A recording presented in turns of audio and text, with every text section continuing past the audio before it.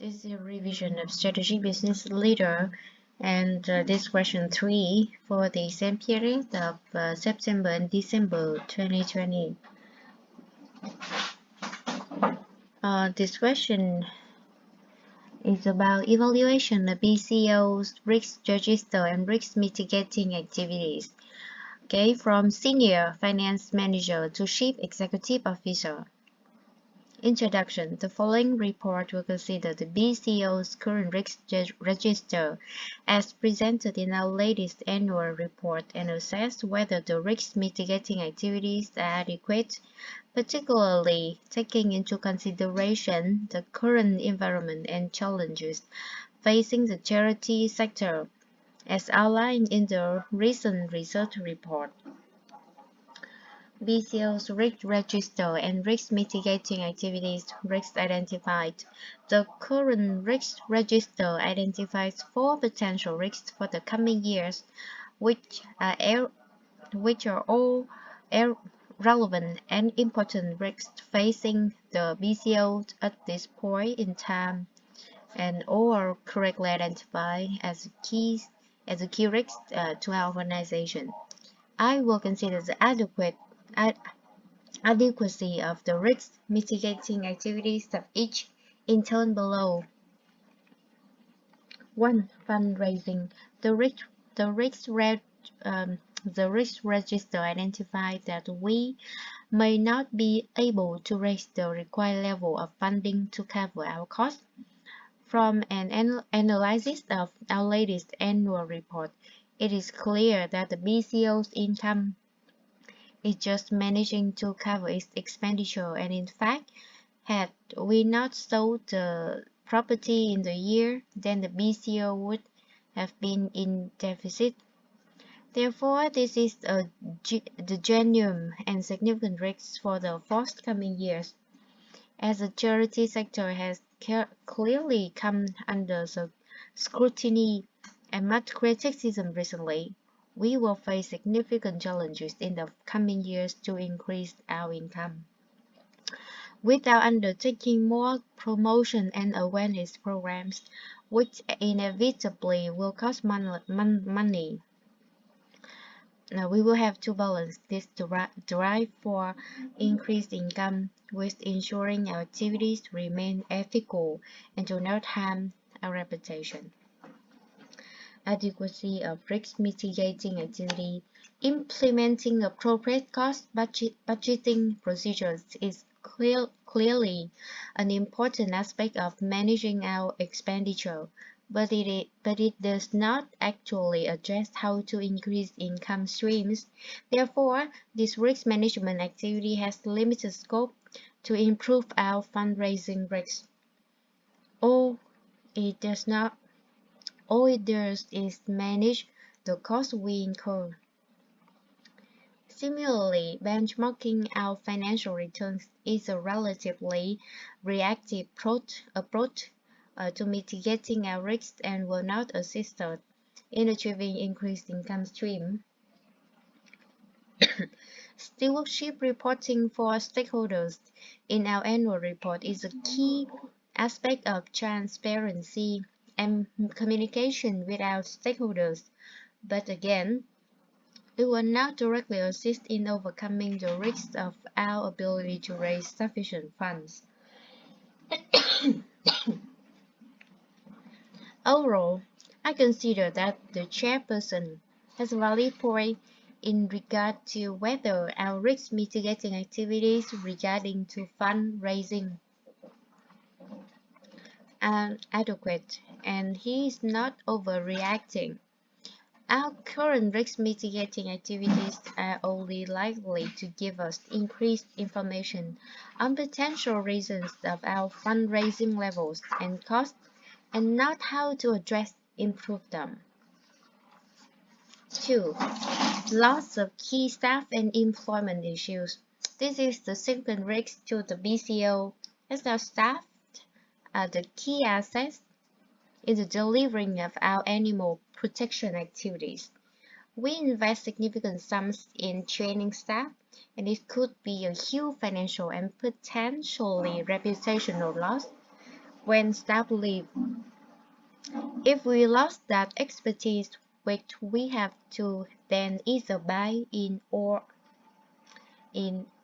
retrain we run the risk of not attaining the high standards of operation we set for ourselves. Therefore, this is a key and therefore justifiable risk to focus on as an organization.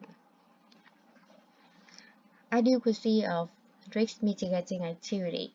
Currently, our risk management activities include succession planning, agreement of notice periods, and review of recruitment processes and policies. These would seem to be suitable risk management activities to assist in reducing and eliminating some of the risks associated with the loss of staff. Succession planning is a critical aspect of ensuring staff continuity and successful handover of responsibility when staff leave the organization. This should ensure that we have a definite plan in place. Definite plan in place to ensure that remaining staff are already and prepared to take on new roles and responsibility when required. Also, this should assist in motivating remaining staff. Review of recruitment policies and processes is also a critical aspect of in ensuring that we employ staff with the correct skills and attitudes, therefore hopefully resulting in lower staff turnover. However, a key aspect of mitigation which is not considered in training programs, which would be an effective way of motivating staff to remain committed to the organization and thus reduce the levels of staff turnover. This may be a reason why the chairperson believes that our risk mitigating activities are insufficient. Therefore, it is recommended that our risk register should also include activities to improve retention. Overall, our risk management activities relating to this risk are reasonably sufficient, and the chairperson may be overcritical of our risk management activities for this risk category. However, we must also include the implementation of appropriate and regular training programs and skill updates for staff to enhance motivation and therefore improve retention. 3. Competition. Competition in the charity sector is a key risk for BCO. As evidence in the recent sector research report, as a result of several external environmental factors, this competition inevitably means that we face a significant risk of reduced income and subsequently a potential loss of public awareness and profile. Should potential donors and supporters choose to support alternative causes. Therefore, the risk committee is correct to include this within our risk register. Adequacy of risk mitigating activities. Our current risk register suggests that we should manage this risk using methods such as monitoring of service delivery and monitoring public awareness and profile. I would suggest that the chairperson may be correct in his concerns with the risk management of the risk from competition, as these activities are likely to be inadequate to effectively manage, such as the serious threats to our position. Monitoring a public profile service delivery are useful starting points to assess our situation in the competitive environment, and they may indeed assist us in identifying areas for improvement. However, we are not sufficiently proactive to ensure we do stay ahead of our competitor, and therefore the chairperson is correct in his concerns relating to the activities we undertake to mitigate this risk. We should be considering activities such as ensuring and managing key stakeholders' awareness and customer donor generation retention strategies.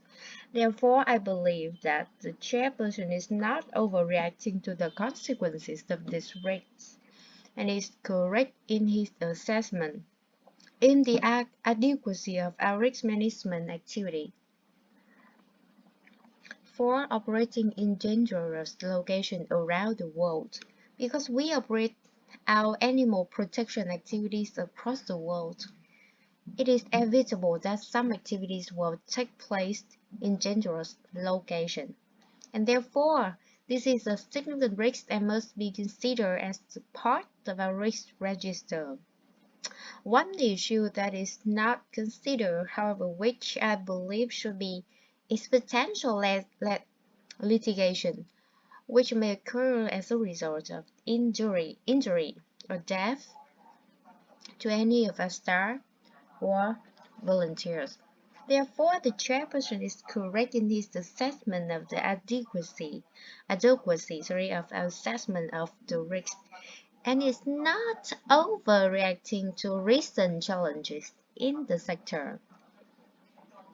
Adequacy of risk mitigating activities such as monitor and review activities is recognized dangerous location and procedures to remove staff and volunteers at short notice are key risk management activities, but we must also ensure that these are carried out regularly and tested regularly. A close relationship with security and safety services is also a key risk management activities evidence of proactive risk management approach. Therefore, I would in fact agree with the chief executive in this case and conclude that the BCO appears to have adequate risk management activities in this particular risk category. Other issues to consider and concluding comments. A more general observation to make is that the BCO has a functioning risk committee chaired by the chairperson and with two other board of trustee members, which meets once per year. In the past, this may have been sufficient at a time when the charity sector was more stable and predictable than the sorry, than the current environment. However, in recent times, the environment has changed significantly, and it could be argued that in the light of the current rapidly changing external environment and the increasingly stressed discourse, the Risk Committee should in fact meet more than once per year. This would reassure key stakeholders about commitment to managing risks effectively. Therefore, in this respect, the chairperson may have a relevant cost for concern in the overall functioning of the risk committee. Although the risk register contains four key areas of risk facing the BCO, the chairperson is also correct in challenging the adequacy of this register in terms of whether it covers all of the risks currently facing the BCO. The recent sector research report makes it quite clear that there are a wide range of threats and challenges currently occurring in the charity sector and may are not addressed in our current risk register. For example, there is a significant risk from the changing demographics and how we reach this in order to stay relevant as a charity.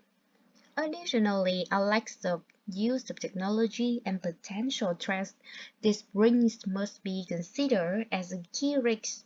Risks such as rising operating costs, possible litigation, and continued recession should also be considered. Therefore, although our risk register has several positive attributes, the risk mitigating activities need to be reviewed, and we must also update our risk register to include the current external challenges faced. Therefore, I would disagree in several cases that our risk analysis and our risk mitigation activities are sufficient, and the chairperson is justified in his concerns of the adequacy of our risk management activity.